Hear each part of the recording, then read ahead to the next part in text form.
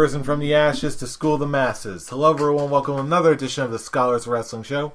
I am your host, as always, the man behind the microphone, Scholar Jeff. To my left is Scholar Tarek. Hello everyone.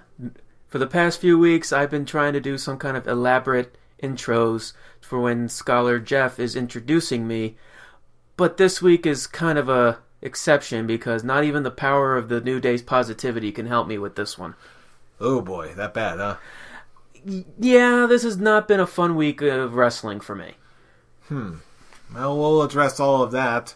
But first, let's dive into the best place to start when it comes to a week like this. Let's start off with a little bit of backstage news. What better way to start Scholars of Wrestling than going peeking behind the curtain and checking in on a little backstage news. Don't do it! I can't believe you just did that. Well, I didn't do really high pitch like Brian always does. Hope you're enjoying the Florida weather, Brian. Yes, he is on assignment. Scholar Brian is on assignment in Florida, enjoying the nicer weather than we are up in the northern East Coast. It's not too bad, but it's definitely a lot better in Florida. Yeah, definitely. I actually don't mind the coolness. It's not that it's freezing.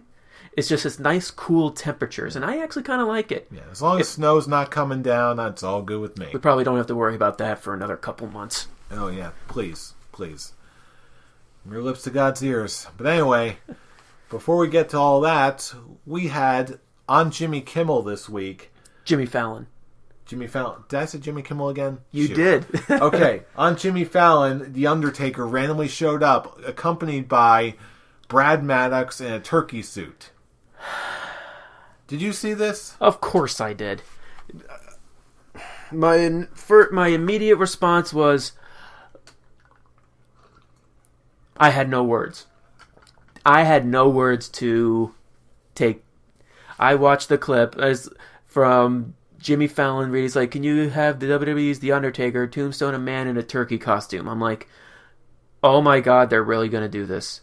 Yes, they are. And then all of a sudden, Taker comes out. Brad Maddox comes in as a turkey. I don't know if this is supposed to be some kind of jab at the idea of Undertaker. Mark Calloway was supposed to be the original gobbledygooker. But yeah, he lifts Brad Maddox up and tombstones him. Jimmy Fallon just walks up, tries to shake his hand, and Taker's like, "I'm not shaking your hand."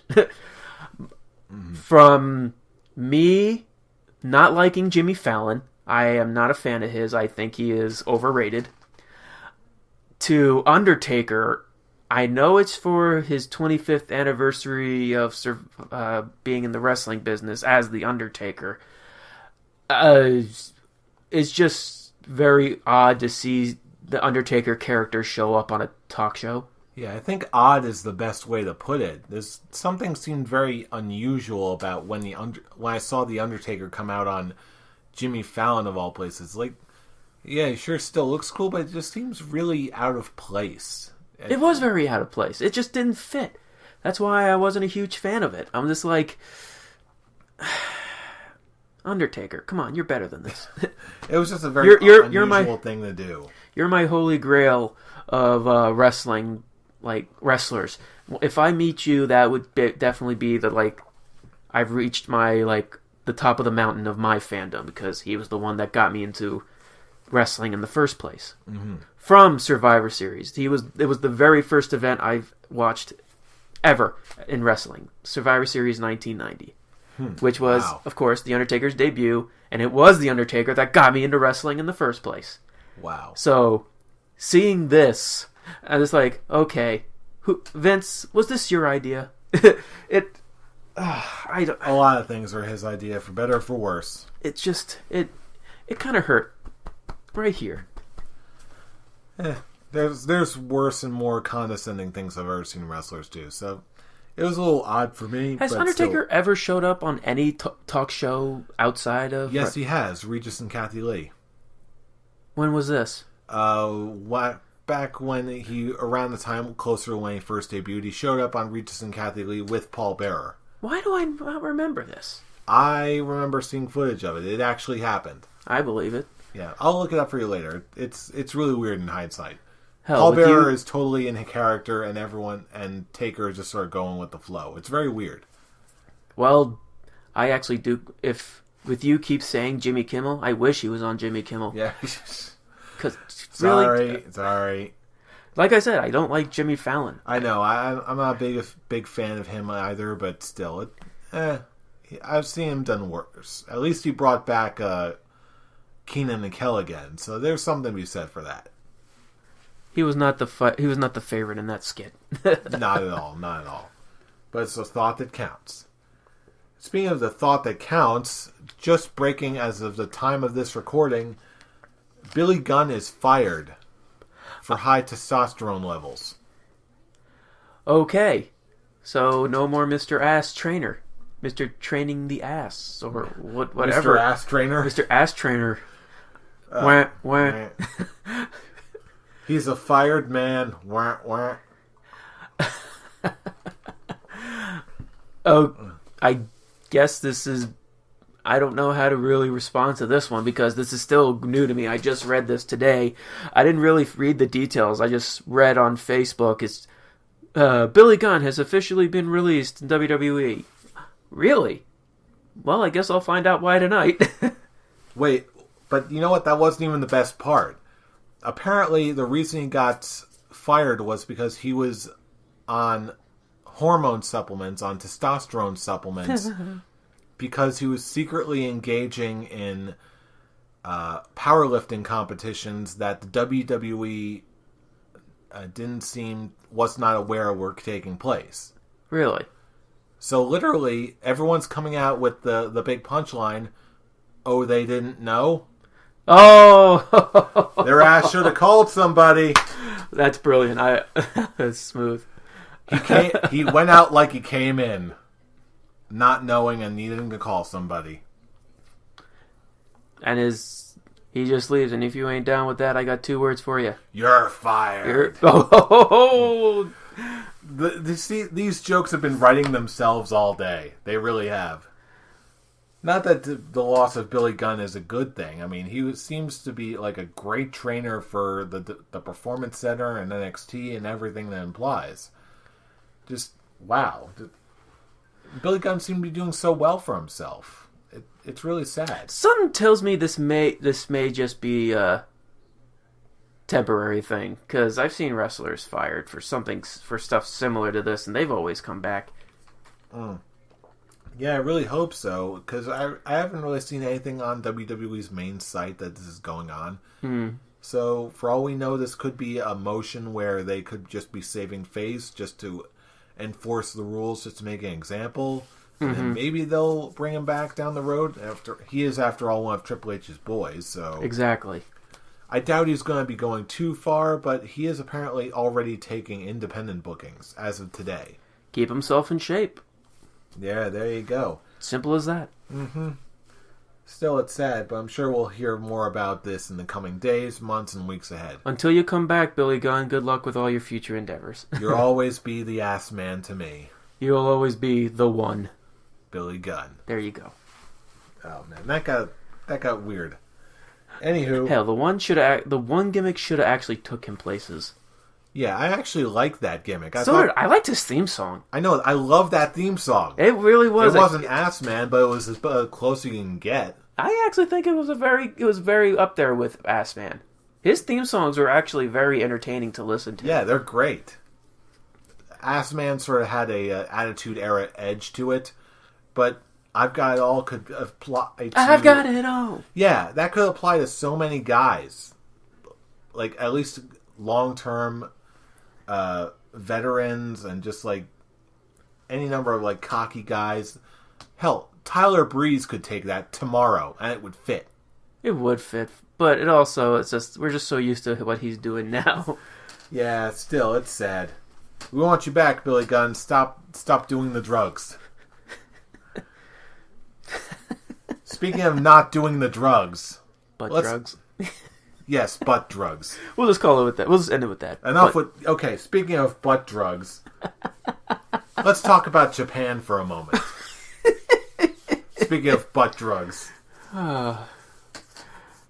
It's been a while since we talked about New Japan on this show, hasn't it? It really has. What's been going on there? Well, apparently they've started setting the stage for Wrestle Kingdom 10. Oh, yeah. A.k.a. the sequel to Wrestle Kingdom 9, which originally got me into New Japan to begin with. So naturally... The results of the climax should be coming. The results of the climax are indeed coming, yes. Yeah. If you could just see the look on Jeff's face right now. Anyway... Moving on. Yes, as per the winner of the G1 tournament, Hiroshi Tanahashi won the tournament, won the G1 Climax. G1, Climax. which leads him to face the champion, Rainmaker Okada, for the championship, the NJPW championship, the World Heavyweight Championship for them, which is basically the equivalent of Cena versus Orton at this point, except less boring. This is happening in the main event again. This is the rubber match for them. It's like we've all had to go through the climax to reach that finishing point, which is this title match. Yeah. You brought it. Hey, New Japan's been brought up. It has to be mentioned. But you know what? That's not even the big point of this. Oh, what's the big point of this? We knew that the Okada-Tanahashi match was happening. But what I was curious primarily for me about is, what is Shinsuke Nakamura doing? And just recently we got our answer. What is that? When Nakamura was recently challenged by, of all people, AJ Styles. Oh, really? Yes. That's why at Wrestle Kingdom 10 we will be getting, for the IWGP Intercontinental title, Shinsuke Nakamura versus AJ Styles for the first time ever. That is actually really awesome. Yeah, considering this is still considered to be like a rare dream match for wrestling purists, which I'm a little surprised hasn't happened yet.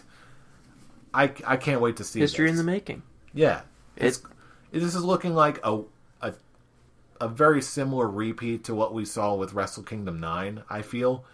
But still, this is selling me on the match alone. AJ Styles versus Nakamura. When is the event? This is normally, I think, the first or second week in January. Okay. Right after Christmas. Oh. It's like, yeah, so much for Christmas coming early. We're going to have to wait a little longer. Mm-hmm. Yeah, it's like, ha-ha. Yeah, ha ha ha ha ha ha ha. Which, of course, also means that we get to all wake up at 5 a.m. Eastern Time to watch Japanese wrestling. Me, Yay. I'll just wake up whenever I want to and just look it up on the internet. Like I highlights. will wake you up at 5:30 in the morning. No, you won't. Try me. I bet you won't. Try me. Okay. We'll revisit this. And last but not least, in wow, that's kind of crazy news, WWE is experimenting with a new type of technology for their shows. Specifically, virtual reality ringside seats, where supposedly you can take something like an Oculus Rift headset, you can pay to observe a live wrestling show from a virtual seat and have complete 360-degree viewing. You look through a virtual headset of a live wrestling match, like WrestleMania, like Royal Rumble, like something like that. This is something they're actually working on. That is stupid. Really? I am not a fan of it. Like, that just takes away the whole experience of being there live. Not quite. How? Well, because you really don't... You're also missing all your other senses. You're missing touch. You're missing all these other things. I don't really know how they're going to register sound. I've already seen a picture of the camera they're going to be using. It's basically just like a whole bunch of different lenses. It's really weird. But really, there's no real... You really can't match the experience of being there live. No. This is why it's a really dumb idea. I think it's more for the people who it's a different sort of viewing experience for the people who just can't be there in person, I suppose. That's probably going to cost just as much as buying a seat there. I wouldn't say that. I wouldn't with go this quite with that this type far. of technology. Yeah, it's going to cost a pretty penny to actually be able to use the thing. I don't know. Again, this is really. This is wait. Where are they going to take this? Is it, like, are they going to order it and then it gets delivered to their house? I believe it's like if you've got the headset, you can order the feed, like an internet feed that you can. And what, you could just buy a spot? Oh no, it's all one spot. It's like a dedicated camera view, like right next to ringside. So you're pretty much sharing this spot with other people. Like, as I understand it, yes. Like with a ton of other people are sharing that same spot. Yeah, like if you pay for that specific feed, you will be in that feed spot. You will be able to watch the entire show from that spot. I still think that's dumb. I think this is just a waste of money on their part. It does seem like a sort of a curiosity, a new novel curiosity. But at the same time, I think you and I both know that there's tons of people who would pay for something like that. Yeah, lazy people. These are lazy. You and I have been to plenty of shows. There's no. It's gonna be completely. It's gonna be just pretty much watching an event on TV. Except the TV is gonna be like a small visual, like visual goggles in front of your face. Yes, but you can also see behind you. You can actually move. It's a different type of. I can imagine it being a very different type of experience. Obviously, it's not the same thing as being there, but it's definitely an alternative for, say, the millions of people who have never gotten the chance to see a wrestling event, a WWE event live, especially a big one like Royal Rumbles or WrestleManias. And like I said, these are going to cost a lot, probably. Especially for the bigger events. Not necessarily. It probably won't be as much as you're thinking, just because it's probably going to be the cost of a seat. I doubt maybe it. a little more. Maybe just a little bit more. I really have to question that, just because the technology already exists, so it's not like it's brand new technology that I need to comp the cost for. It's not really the cost of taking up an actual dedicated seat, so that's also there. You're not taking up really any physical room outside of just like maybe 2 square feet of space where they have to put the camera for live events. So they're going to put it like they can put it front row and have someone say, okay, I can't sit here, and this big camera thing is going to be in my way. I actually saw it when I looked at the picture of the camera itself and where it was positioned. It was actually positioned right around where it wasn't like front row center as far as like right ringside where the fans are. It's more to the side of one of the front rows, right around the turnbuckles. No, not around the turnbuckles, but more towards where the announcers and where the bell keeper and the timekeeper is, like where Lillian Garcia sits. And hell, those aren't even very good seats. Yeah, it's that's not exactly where it is, but it's around that vicinity, but still where a front row seat fan would sit, like more towards the corner. This is a waste. This is a complete waste of time and money for WWE. Yeah, it seems, again, this is all very preliminary and it's still being considered and looked at by WWE. Is there a picture up right now of it? Like, do you have it up? I don't have anything up right now. I'm looking for it. It's probably going to take some time to look at, so maybe if I find something, we'll revisit this. So, again, I don't know. But anyway, this is just technology that they're looking at. So I hope they don't go anywhere with it, because it's actually a very dumb idea. I'm just going to end it with my initial reaction. It takes away the experience of being there live. Okay, I think I just found it. Loading up now. Okay, that's the camera WWE will be using for their virtual reality ringside seats. Thank you, Imager. You can see that it's sort of right by the corner where the fans meet the ring announcer and the timekeeper. Again, who knows if this is actually where the camera itself is going to remain. I personally wouldn't be shocked if that moves, but hey, who knows? If they really are going to go with this, I could see this being in like each corner. So you could people can buy different spots. That might be an interesting proposal. And only a certain number of people can order that specific spot. I don't know. Again, who knows how this is going to work? Again, didn't they a while ago mess around with the idea of bringing in speakers or like individual headsets that people could buy at live events to hear the commentators go? Yes, they did. Yes, they have done that. Nothing came of that either, did it? I don't know. I don't know if they're. I would assume they're still doing it. I don't see why not, because that's actually a good idea. Because instead of seeing the video, because we've been to live shows, every time they show the commentating team talking, we're just like, what? What are you saying? Thank you. We don't understand what you are saying. Yeah, still, for me personally, the tech geek in me just sort of wants to see how far this is going to go, if this actually takes off. It's an intriguing idea.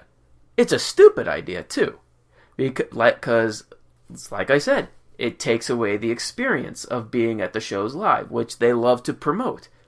Especially with those, feel the adrenaline of being at a WWE event. Live. Yeah. Personally, I just want to see more. I'm more compelled just to see how far this goes, if it goes far at all. Only time will tell. In the meantime, we got a WWE World Heavyweight Title tournament to check out. So, when the initial brackets first came on, what was your response? Tyler Breeze. Tyler Breeze. My response was Tyler Breeze, but not in the same fashion you're doing it. What, wow, Tyler Breeze? No, I was like, wow, Tyler Breeze? I hated. Wow, Tyler Breeze. I actually was not a fan of these brackets. I didn't like them. Why? Well, why wouldn't you like such great matches as Kevin Owens versus Titus O'Neil? The one thing that's always bothered me with these brackets being put together, a small handful of these wrestlers are not deserving to be in this tournament. Hence, Tyler Breeze. I love Tyler Breeze.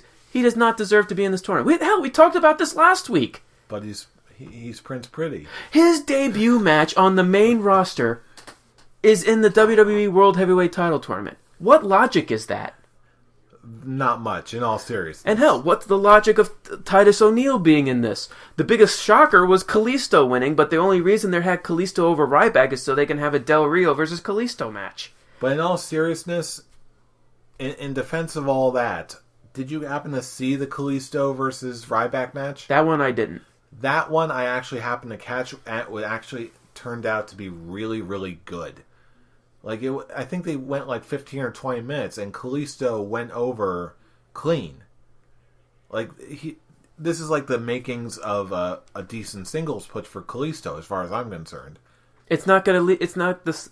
This may be the start of a singles push, but it's not gonna start anytime soon. No. This is just for the tournament, and that's the problem. It's because it's only for the tournament, and a good number of these names are only there just to fill in spaces. At least during the first round. First round, yeah, I totally see it. But still, they're sort of creeping to, in their own weird WWE backwards way, they're starting to take the initial steps to possibly create new stars. First of all, let's look at, as of right now, this recording, the first week of the tournament, we have our top 8. And these people are all going to face each other next week. We have Roman Reigns versus Cesaro. Which is it's weird. I'll go into why I think this is a weird pairing, but continue. We also have as we mentioned, Alberto Del Rio versus Kalisto. We also have Kevin Owens versus Neville. And we also have Dolph Ziggler versus Dean Ambrose. I think it's safe to say who the final 4 is going to be. Yeah, it's sort of easy to say, but let's go. But that's also the problem with this tournament. Let's go right into Roman versus Cesaro, since I know we're going to be discussing that, or at least touch upon it a little bit. What's wrong with this match?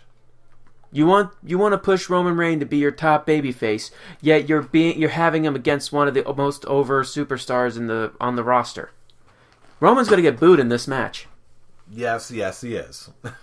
And unless the only thing I want them that they can possibly do with that, well, at least not the only, but one of the top things they can do is have this be the leading of Roman Reigns turning heel. You know what? Let's just go down these matches and just sort of book it ourselves, because I totally agree with you right now. The only thing I can actually see happening in the finals, because the semis are like the only one that I'm actually don't know what they're gonna do is Kevin Owens versus Dean Ambrose, because that's gonna be the semifinals of the other side of this bracket. Okay, having said that, let's keep going, because I think I've got something of an idea how this is gonna go. It's gonna be. I have 3 possibilities of where they're gonna go with this. Okay, let's keep going. I'll take over for right now. First off, Del Rio versus Kalisto. I think we both know Del Rio is going to go over. Of course. Kalisto had his moment in the sun, no pun intended. And Del Rio, there needs to be a heel for Roman Reigns to go up against, so they'll have an awesome little match, and then they'll keep on going on. And that's one problem. Like, it's the only reason Kalisto is in this quarterfinals.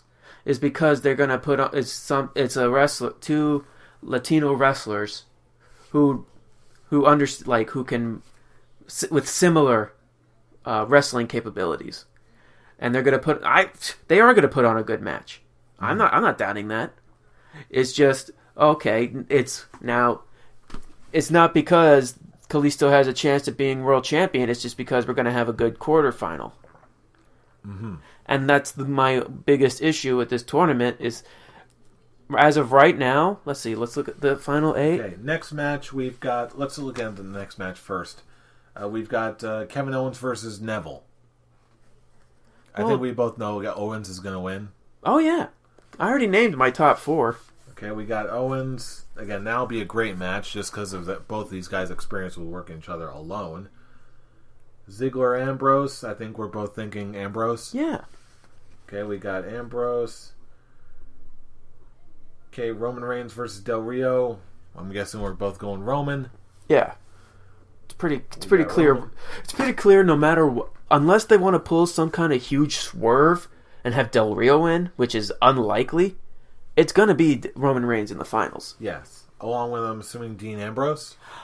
Are we both That's my toss-up. I don't know with Dean Ambrose and Kevin Owens. That's one of my 3 options. One is, the only way I could see it is they have Roman Reigns win and they turn him heel, which they kind of planted a seed in that with the whole promo with Triple H. Which personally is what I think they're going for. I think Dean Ambrose is going to go over Owens, and then there's going to be Romans versus Ambrose, battle of the so-called brothers. And then one of them leaves that match turning heel and becoming the champion.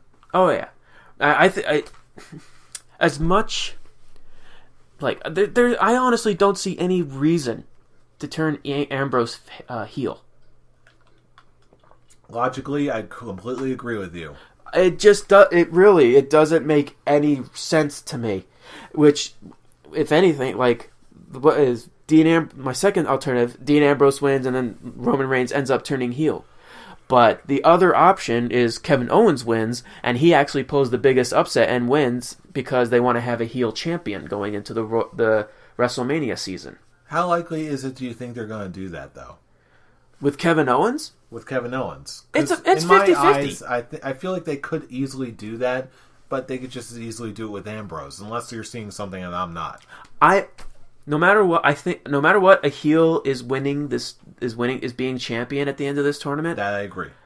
And for me, the only 2 logical ones that actually fit with that is either Kevin Owens or Roman Reigns. You really don't think Dean Ambrose has a shot at turning heel? It just doesn't make sense for him to turn heel. But this is also WWE we're talking about here. They're prone to stupid decisions. Hence, I said last week, I think Tyler Breeze in this tournament is the stupidest idea ever, and hence, he's in the damn tournament. His Not Titus O'Neil? Well, that's stupid too. Because Kalisto and Titus O'Neil does not deserve to be in this tournament because they haven't done anything to put them into a spot where they should go after the biggest prize of the company. Still, at least Kalisto has shown that he deserves to hang in there just because of how good he is. Oh, yes. I'm not taking that against him. But just look at it at a booking, like storyline-wise. And which is what they like to do. Right. And then with Tyler Breeze, his debut was ruined. Okay, in all defense there, from a booking standpoint, this is the way I saw it. Kalisto had that, sort of a hotshot newcomer, has a shot at glory out of nowhere. He's got a 1 in a million shot, and this flash young upstart is taking it. Tyler Breeze, again, similar vein, very arrogant, coming from NXT, hot-shotting to the moon. He's coming out of nowhere, entering in this tournament, falling flat on his face, but hey, and that ruined his debut onto the main roster. I never said it was a wise decision. I'm just playing devil's advocate here. Titus O'Neil is more of that one that really does not make very much sense at all. But in the others, I can sort of see what they might have been going for. Again, doesn't mean it necessarily is the best decision or makes a hell of a lot of sense, but there's what we got. There's only one logical reason that Titus O'Neil is in this tournament, and he's become the new face of the Susan G. Komen. He's the new WWE face of the Susan G. Komen Foundation. If this was still in October, then maybe you would have more of a point. But I don't know. He's reached the point where he is now the vocal point because he's won Father of the Year awards. He's the new face of the Susan G. Komen Foundation since John Cena's gone. There are reasons for him to be in it. It's a stupid reason, but he has his reasons. And I've just been saying this over and over again. They ruined Tyler Breeze's debut putting him in this tournament. Honestly. Last week, or in the beginning of this week actually, like Sunday, Monday, I posted on our Facebook page my tournament of how it should have went down. Granted, after I posted it, I found out that they already announced the brackets, and I immediately took it off. I took it down. That explains a lot. I was going to say, I missed that. And hold on, where's my phone? I actually printed it not printed it. I saved it on my phone. I'm going to actually have Jeff look at it. And is it actually better than what they... No, I'm going to say no, but it's honestly something that actually makes more sense. Here, you'll look at it. Okay, let's see what we got here. I threw in my wild card from last week just so I can... Okay, Reigns versus Barrett, Ziggler versus Sheamus, Cesaro versus Big Show, Ryback versus Lesnar. Reigns goes over. Reigns, Sheamus, Cesaro, and Lesnar go over. Reigns goes over Sheamus. Lesnar goes over Cesaro. Reigns goes over Lesnar and becomes the champion. I even wrote a big... Because I made this a masterful thought. And I did this whole explanation of why certain things are, and I kind of did a whole rundown of how it should be. You probably... Well, here it is better on the sideways so you can actually see it closer. My big, where's Kevin Owens? Where's Dean Ambrose? Where's Del Rio? And hell, because he was who I wanted to win last week, where's Bray Wyatt? The only reason I took all of those guys out is because they're already involved with their own feuds. Dean Ambrose is feuding with Kevin Owens for the Intercontinental title. Del Rio is thrown in with a feud with Swagger, and I actually made it clear I think where he belongs. He doesn't deserve to be in this tournament. But that's just me being because I'm not a Del Rio fan. I only put these guys in because I feel like they're booking wise. They deserve to be in the tournament for the world title, who is not involved with a storyline, which is Bray Wyatt's out, and look where he is. He's still in the feud with Taker. That's why I took him out. We'll discuss that in a few. That's our second half of this discussion. And the only for this, I was looking at it as booking future stars. Barrett is just booking wise the man who's the jobber to the stars. That's why I have him booked against Reigns, because unlike with what they did with him facing Big Show, we've had that already. We've had Roman Reigns versus the Big Show, and guess what? Big surprise, Roman Reigns wins again. What have we learned about this? Yeah, that Big Show is Roman Reigns' bitch.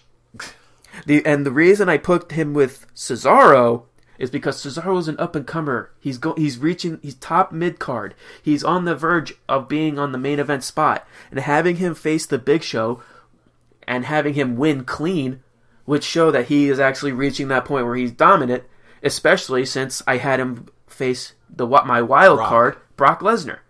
And I made the semifinals and the finals on the pay-per-view.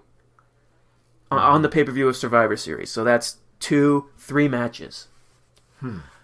And I had it so Cesaro and Lesnar, people wanted to see that match for a long time. Cesaro versus Lesnar. And Roman Reigns and Sheamus. Sheamus is already he's pretty much a main event star on and off again. We know he could put on a great match with Roman Reigns. And then Cesaro would be facing Lesnar. Cesaro would basically fight his ass off. And, of course, he would still lose to Lesnar because it's Lesnar. Mm-hmm. And the reason big reason I put Lesnar is because star power. It's a big deal because since he's going to be one of the favorites to win, it's more than just, it's most likely Roman Reigns who's like the only real favorite right now. Because do you see anyone else winning this tournament other than Roman Reigns, really? Well, yes, as a matter of fact. And that's one good thing I actually like about what WWE is doing here. To me, there's, like we've discussed, or at least what we've been hinting at, there's a few different ways that this can go. Sure, we can do Roman wins lol, but we can also do Ambrose turns heel and wins, or if Owens wins the match, then Owen goes maximum heel of the century and becomes a double champion. Or we can also do Roman wins lol, but he also turns heel in the process. Those were my 3 Those were my only 3 options to come out of this tournament, and the only real logical one. The only one I would really take out is Ambrose turning heel, because he is the most over face right now. And I feel like if they wanted the best option for this is to have Roman Reigns be heel against Dean Ambrose, because that will get him great heat. And then the next night on Raw, because he proved himself to be the better to actually win the title on his own, now he'll take Triple H's offer to be the man. You're not wrong. And that's the only way it could really make logical sense, and that would actually make me happy. I would actually really approve Roman Reigns winning the title. Logically speaking, you're not wrong. I totally agree with you in that regard. But even if WWE does pull the complete opposite and tries to sell Roman Reigns as the big chasing face, or again, I know, I feel the same way. But even if that's what we got, it's still, number one, it serves 2 functions. Number one, it puts a certain freshness on whoever ends up beating him and turning heel in the process, or maintaining that heeldom, number one. Number 2, it gives Roman more time to cook.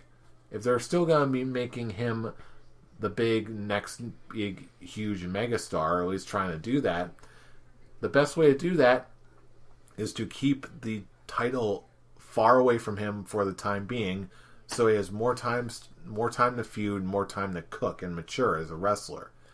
Well, I feel like the better option for his quote unquote cooking is to pretty much turn Roman Reigns and Ambrose into the not the complete mirror image, but just the newer corporate Rock versus Stone Cold Steve Austin, with Dean Ambrose being the Stone Cold and Roman Reigns being the new corporate Rock for Triple H, which is the Vince McMahon. Right, I totally agree with you. That's the way it should be done. But my ultimate point here is, even if they go with the far lesser of the two, I can see this being interesting enough, or at the very least unpredictable enough to be interesting to watch as the weeks ahead. Until we get up to Survivor Series. I don't think there's going to be anything entertaining with a heel Dean Ambrose. At least not right now. Because he's so over as a face. This character that he's progressed is so over as a face.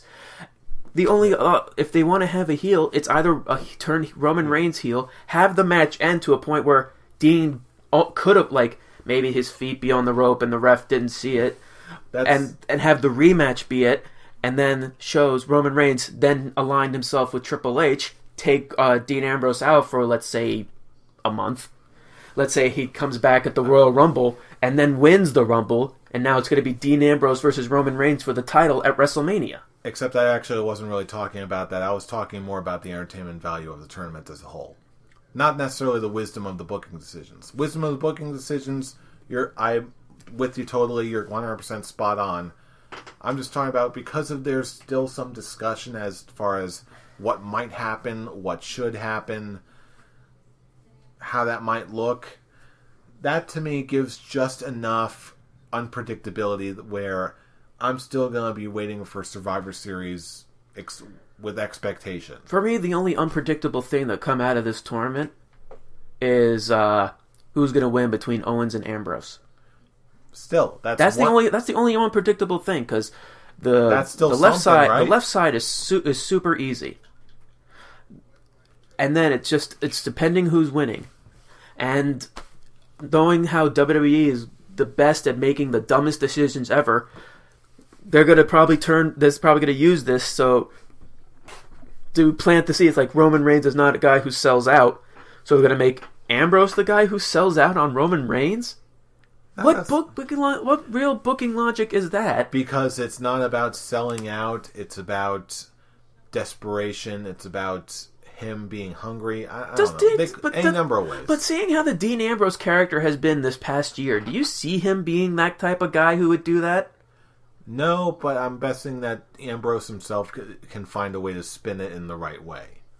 It's not about confidence in the WWE's booking, as far as I'm concerned. It's about confidence in Dean Ambrose doing what he's got to do as a professional. It's probably going to be Dean Ambrose versus Roman Reigns as the finals in the tournament. Yes. As much as I want to see if Kevin Owens wins, I can see him winning the tournament if he wins. If he wins against Dean Ambrose. Just because the better logic is we need a new top heel. Mm-hmm. And for me, it has to be either Kevin Owens or Roman Reigns. And if they want to book their top star, like a new top star, the best option is Roman Reigns. Because sometimes, and we've seen this plenty of times, sometimes the best way to make a brand new face to get the people behind you on your side is to turn heel. I'm in completely agreeing with you right now. I really hope that's what they end up doing. And I want Dean Ambrose to win the Royal Rumble and then have it be heel Roman Reigns versus face Dean Ambrose. Have it be Austin versus Rock-esque with something similar to how, like, when Dean Ambrose took Seth Rollins' Money in the Bank briefcase and slime with exploding slime, and you just see that awesome Dean face in the crowd, like, oh. I hope that's what they end up doing. I really do. And this will be the new Stone. I could see this being the new version of Stone Cold versus The Rock, but with Dean Ambrose being the crazy anti-authority guy versus the corporate guy. Oh, I really hope that's what ends up happening. But again, it's too good. Weeks. It's too good. That's why WWE is probably not going to do it. They've surprised me before, so again, who knows what's going to happen between then and now. We'll have to find out next week, won't we? Oh, yeah. Won't we? Because, they're not having the semifinals on Raw and SmackDown, and the finals are at Survivor Series. Mm-hmm. Again, time will tell. Now, before we close, you did have something to say about Wyatt family versus Taker and Kane? Oh, yeah. Another one that kind of ruined it for me. Yeah, that was a little weird. Take us back.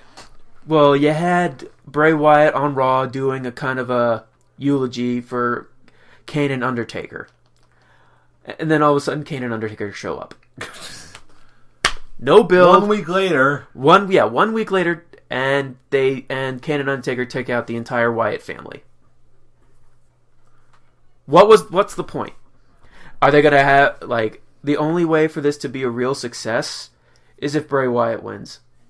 Which I really hope he does. I hope he does, but once again, that WWE booking, because it's Undertaker's 25th, he's not gonna lose BS. This is me saying this.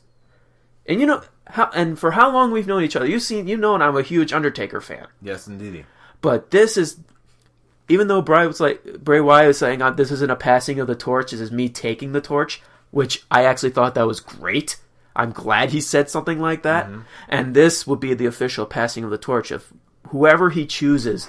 I'm surprised they're not doing a Survivor Series match. It's just he's going to pick two guys to face Undertaker and Kane. And they just kind of ruined it with Kane and Taker finally getting their hands on Bray Wyatt 2 weeks before the event that they're going to face each other. So it's like, okay, so now that they actually already got their hands on him for abducting them, I guess it's just Bray Wyatt actually the only real, let me put this in quotes, logical thing for them to do is to have Bray Wyatt say, I have actually absorbed enough power from you that I can defeat you this time. Yeah, that's really the best way I can see them doing something like this. And especially after what we saw. And then if Kane and Taker win, this feud would once again bust. It would bust. Yeah, again, like the tournament itself, this seems a little bit less than promising, but there's still a myriad of ways where they could rectify it and make it salvageable. I hope so. Mm-hmm. I really hope so. Yeah, again, only the weeks ahead and time will tell. It would be very interesting if they have it be like, I'm going to have you face Luke Harper and Eric Rowan. They beat them, and now it's like, okay, now you have to face me and Braun Strowman. That would be interesting. Kind of like a gauntlet. You know what? I'm a sucker for gauntlet style matches. A tag team gauntlet style match could actually be kind of cool with someone as experienced as Undertaker and Kane. Mm-hmm. Hey, you know what? But the best thing is they don't book it as a gauntlet. They just book it as like, oh, he chose Harper and Rowan, and then once they beat him, it's like, but here's the twist. You said you faced two of us, but I didn't say that you have to be like, it has to be just the two of us. There could be more you and I.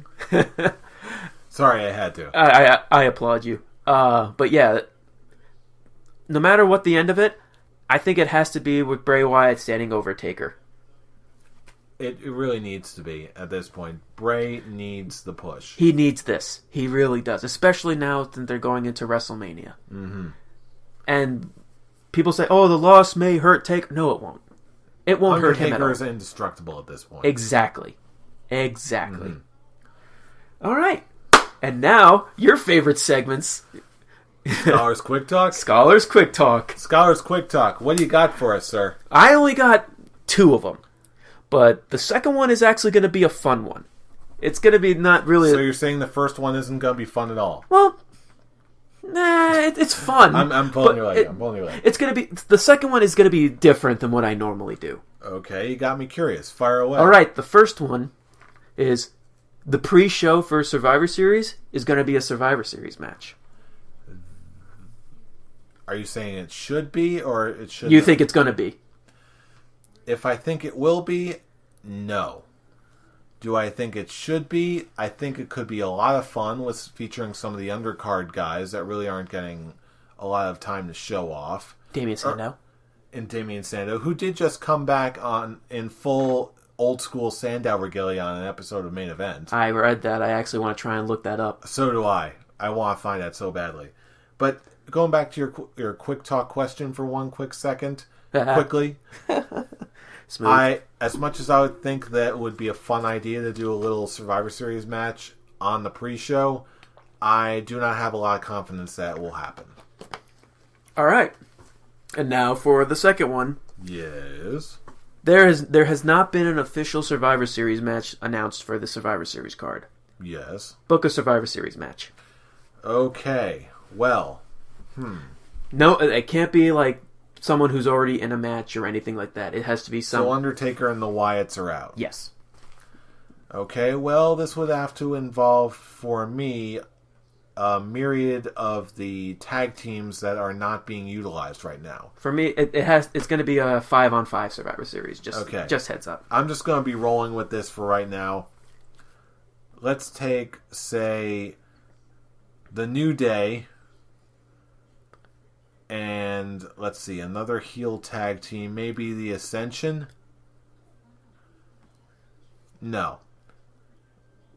Yeah, the New Day and the Ascension versus the Dudley Boys and the Usos and Randy Orton. Is he still injured? Is he? Yeah, he is still injured. Okay, we're still going to need a strong singles wrestler to really fill that void. And Orton at the time was really only one that was really settling everything.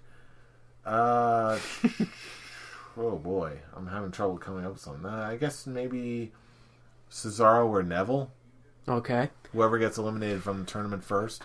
All right. For me, I didn't actually book the New Day in this because I think they're going to go with the Usos for the Tag Team Championship.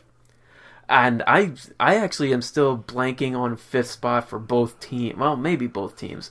I have Cesaro, Ziggler, Ryback.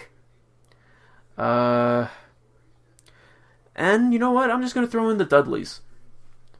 And I'm going to have them face... see who on the card is out of the tournament. Sheamus, Wade Barrett. Because they're doing something with Cesaro, Stardust and the Ascension. There you go. It'd be something. It'd be something. Again, this is hopefully we'll at least get to see one Survivor Series match on this Survivor Series card by the time everything is announced. So wait, what was yours? I don't remember. I think I put the New Day and some random tag team. I just put in the Ascension as a placeholder. And versus the Dudley Boys. Oh, Usos and Cesaro. Usos and Cesaro. Okay. Again, I'll probably end up, in all realism, they'll probably end up replacing the Ascension with some other heel tag team, which I really can't think of right now. But, hey, that's just one way of May to do something. Hell, the only heel trio that's out there is the Toxic Wasteland? Is that what they're... Wait, is it Toxic Wasteland? It's not Toxic Wasteland. The something Wasteland. Oh, now this is going to bother me with the Stardust Wasteland. Yeah. Tarek, you have failed this program. How did I fail this program? Because Arrow references. Okay. Okay. Whatever helps you sleep at night. It does. Anyways, there's any number of ways this show can go. But you know what? We want to know what you think. Join in the conversation. You can do this in any number of ways. You can comment on this video. Leave us a like. Give us a little bit of feedback. Show us some love. If you like what you hear and you want to see more or hear more, click that subscribe button. You can also follow us on Twitter at our main page at ScholarsOW. You can follow me at I'm Robbie Rage. You can follow Scholar Tarek at it's like the Avatar. And you can also follow our Scholar Brian at Atomic Beanpole. And last but certainly not least, you can also like us on Facebook. Just run a search for the Scholars of Wrestling Show. You get free updates every single week with all of our new episodes. Check us out. Join the conversation. Internet wrestling is fun. It is. We want to hear what you guys think of what we talked about. We want to see what are your response for the tournament. What are your response to the Bray Wyatt versus the Brothers of Destruction feud, with Billy Gunn being fired, with Undertaker showing up on Jimmy Fallon and all that nonsense. Yeah, there's so the best many, way to put it. Nonsense. Yeah, really. There's so many different question marks surrounding this week and the weeks ahead that, you know what, all we can do is just sit back and let time tell its story. And let's hope it actually end up being a good story. Yeah. Fingers crossed. We're watching. Definitely fingers crossed, because like I said, after this week, it just left me with a sour taste in my mouth, and hopefully the Survivor Series event itself would give me some nourishment. And we're waiting for that nourishment. In the meantime, while we're waiting for things we don't know, there is one thing we do know. We are the Scholars of Wrestling, and you have just been schooled. You're welcome. Let's try and do some more fantasy booking. I got my fantasy booking good. I'm good. Ahoy!